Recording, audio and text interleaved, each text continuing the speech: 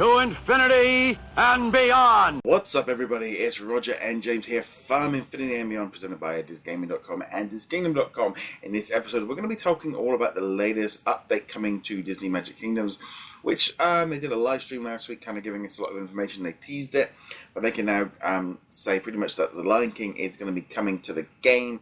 They have said that it's going to be about a 25-day event kicking off this week. I think it was about the 6th of July. So basically going to get the holiday weekend over with. And they're going to have 7 different characters, of which pretty much is the majority of the main cast. So premium characters in there. They've also said they're going to be opening up 2 areas of space, including Frontierland, going into there. They're going to be bringing the Jungle Book, so you're going to get Mowgli and also Baloo, and I suspect they'll probably add some more characters like King Louie and Bagheera and stuff later down the line. They've also announced that they're going to be bringing in Bullseye and Little Green Man from Toy Story as an expansion of that, but those will be coming later. And the Jungle Book, you have to get past the Mother Gothel story, which I'm going to be honest, I've been spent so long trying to unlock Donald and Auria. I literally did it over the weekend. So finally my story started moving again. I got stuck on that for must be about a month. I hadn't even started the Zootopia stuff because I've been stuck trying to get those pieces for those 2 characters for so long. So it's nice for my game seems to suddenly come into life in the last couple of days. But what were your initial impressions to the announcement? I think the first initial impression was I don't remember seeing Baloo on the roster. I think that they said they want to do the Jungle Book in 2 or 3 different updates. So the only ones I remember, I'm not saying Baloo's not part of the list, but the only ones I remember are Bagheera, the Panther, and Mowgli. I don't know if they officially announced Baloo or not. No, it was. You're right. It was. I'm looking at the image now. It was Bagheera. So yeah, they'll probably be adding him later on. Yeah, and I'd assume that Baloo and King Louie and maybe Shere Khan or something will come in a later update. But yeah, aside from that, I grew up with The Lion King. I grew up with that, Little Mermaid, Beauty and the Beast, Aladdin, Lion King. That was like the 4 Disney movies that really defined my childhood. So I'm, of course, thrilled to have The Lion King. I would prefer if they were, story mode characters rather than an event, especially since this event is going to go right through D23, or D23 is going to go through this event, and I'm obviously not going to be playing very much during that. No. But as long as I can get Simba, which I assume will probably be the first or second character, I'm okay with that. I'd love to get Scar, who I assume will be the final boss and the final one. They've done Syndrome and so forth. But if I don't get Scar, they've actually been very good about getting these RNG chests out there. Beauty and the Beast has been available, and so on. So I don't feel too bad about it, even though I won't buy the RNG chests because we've talked about this many times. But I do appreciate that they make them available. Yeah, no. Yeah, I thought it was a good. I mean, I would have loved a little bit longer. I'm hoping with this event that they don't. Because every event I've tried in the past, other than maybe the Mulan one, they get so frantic in the end where drops are just not happening, and it's so frustrating. So I am resigning myself to Scar will probably not be added because I've never been able to unlock them in the past. They just, no matter what you do and how much you keep up with everybody, some people are playing this on their phones. I can't play it on my phone. I'm not got space.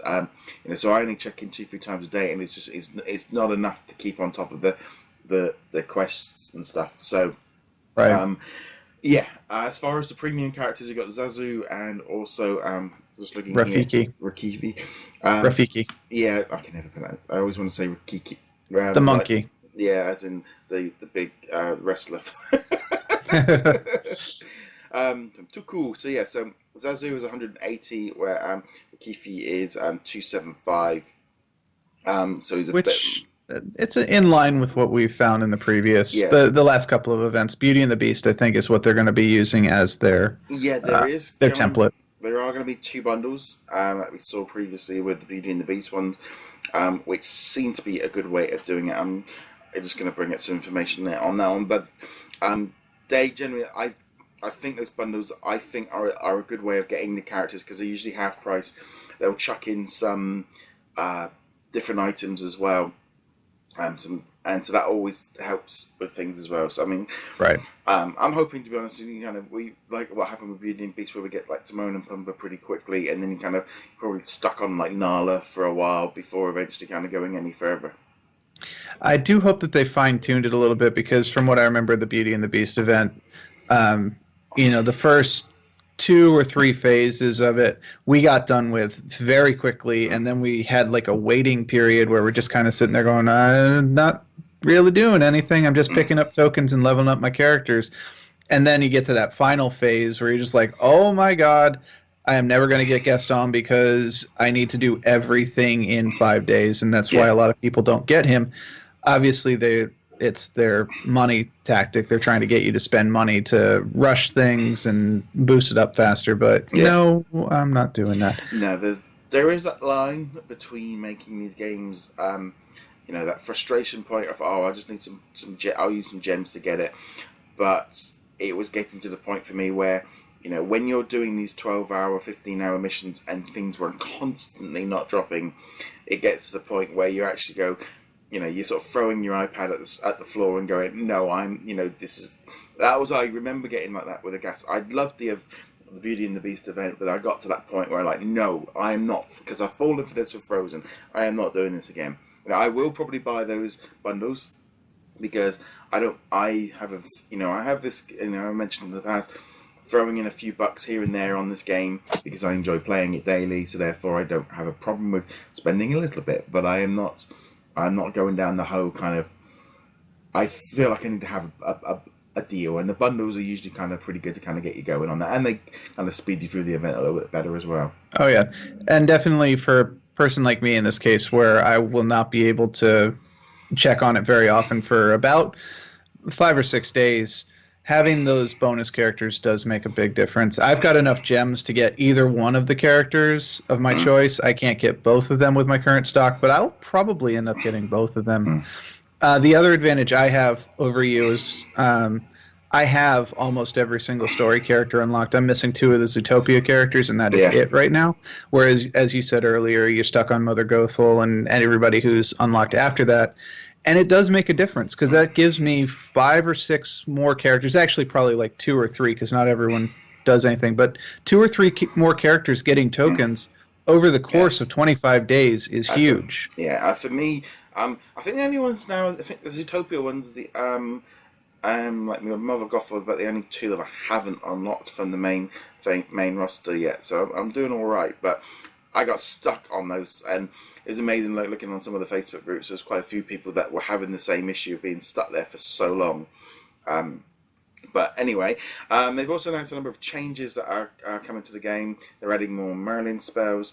They're also adding something which I thought was rather cool, which I think something I kind of do already, where when you go into the menu screen of all the different characters and you click on another person, and it shows you what parts you need and what missions they do.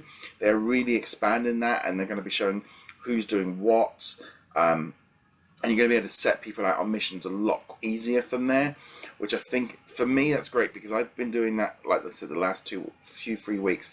You click on done, and you click up the things that you want, and then I would always send off everyone in that list first off before I would do any other missions. And I was doing the same with Oriana, because I was trying to unlock 2 at the same time. So I really like the look of this new update, because I think that will make life a lot easier for us that are trying to do those particular missions.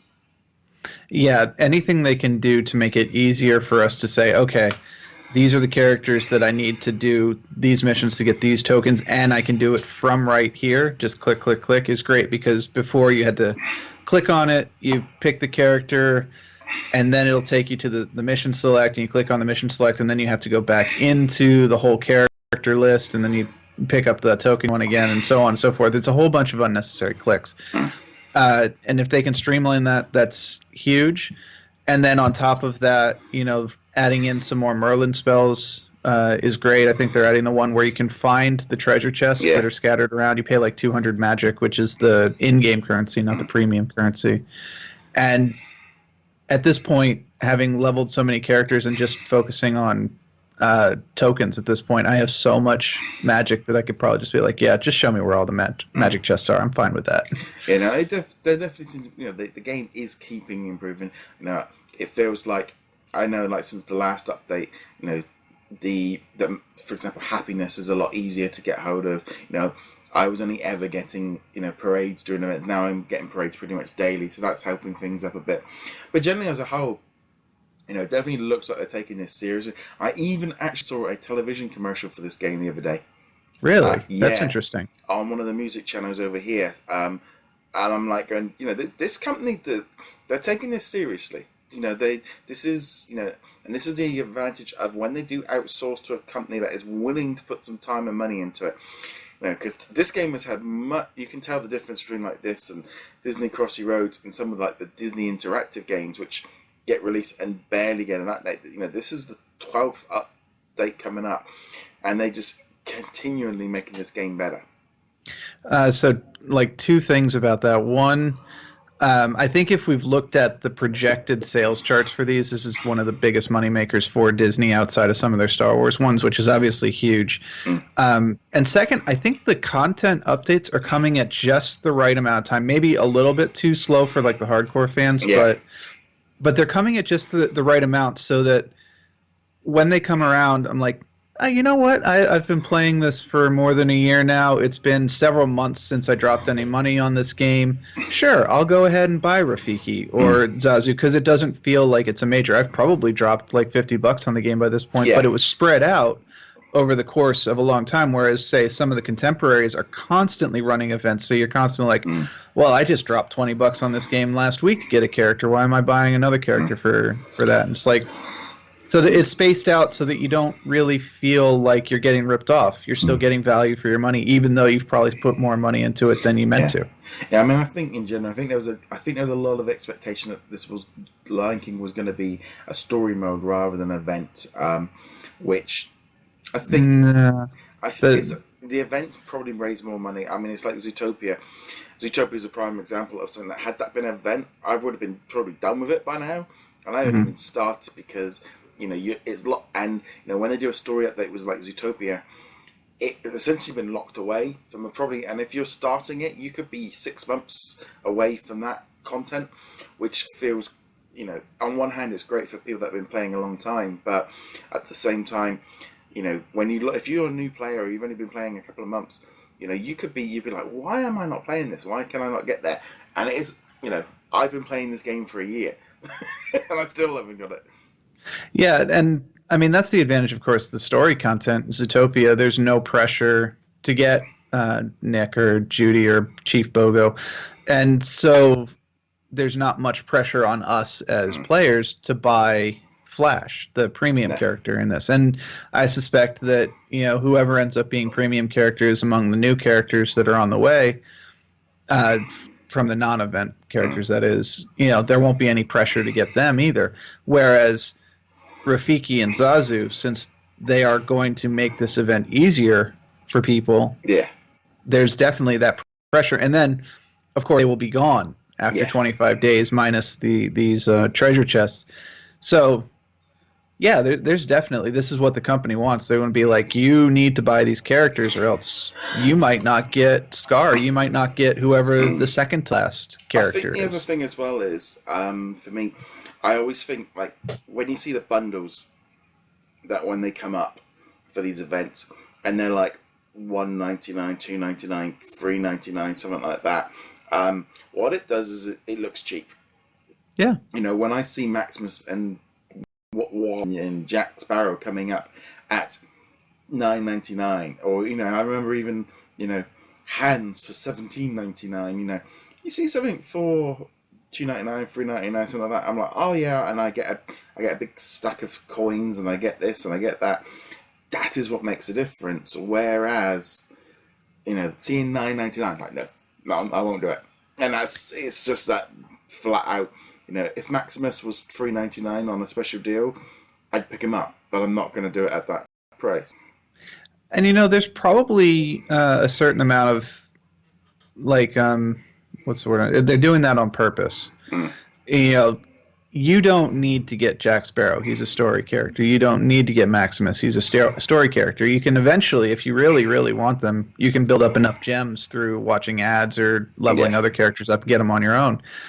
So you're now conditioned to say these characters are worth $10 or £10, whatever. So when they come out with another character and that character is only £4, like, well, that's nothing. I'm fine with that. Yeah. So I'm betting that it's fairly intentional, and they know what they're doing. The Gameloft have been in this business as long as anybody have in the mobile market. Disney, of course, is very, very bottom line focused, so they know exactly what they're doing. They've done the research and they passed the research on. So it's not an accident. I don't think it is. No, it's definitely looking good. Obviously, we'll go into this a little bit more detail when we're actually in the event, and probably in a couple of weeks' time, when we're actually kind of into it and kind of sharing our thoughts on it. But we'd love to know what you guys think of this update and what's going to be coming to the game. We'd love to know your thoughts on that. Go check us out over at DisGaming.com and also over at DisKingdom.com. You've got a lot of the different social medias, hitting that subscribe button. You can also leave us a review or something like that on iTunes as well, if you're listening to the audio version.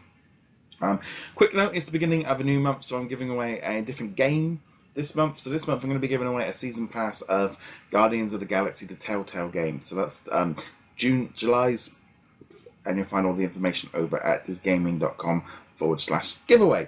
On that note, James, where can they find you? You can find me heroiclegacy.com, and I'll take that Guardians of the Galaxy on Xbox, please. Yeah, just for one. So there we go, guys. Thank you very much for watching. See you guys soon. Laters. Later.